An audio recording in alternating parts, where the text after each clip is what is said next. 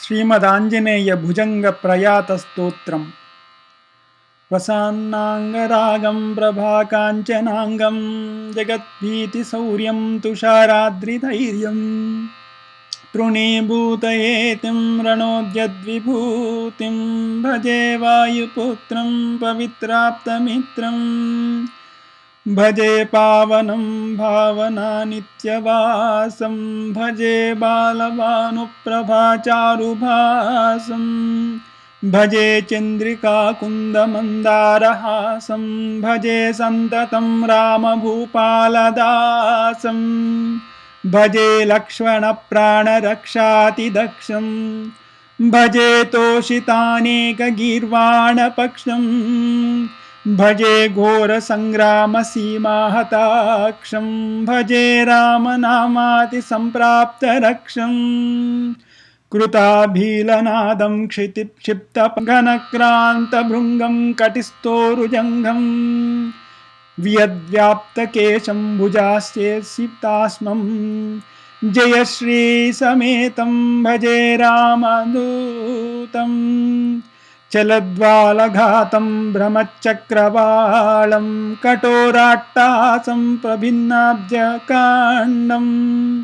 महासिंहनादास्तिशीर्णत्रिलोकं भजे आञ्जनेयं प्रभुं वज्रकायं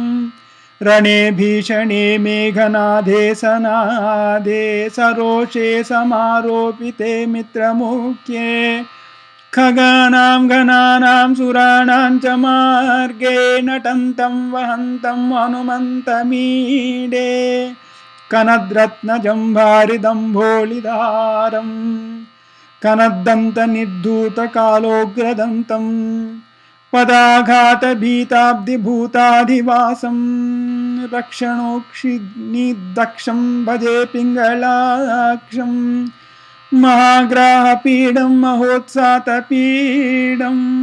महारोगपीडां महात्रिपुरपीडां हरत्यशुते पादपद्मानुरक्तो नमस्ते कपिश्रेष्ठ रामप्रियायः सुधा सिन्धुमुल्लङ्घ्य नादोग्रदीप्तः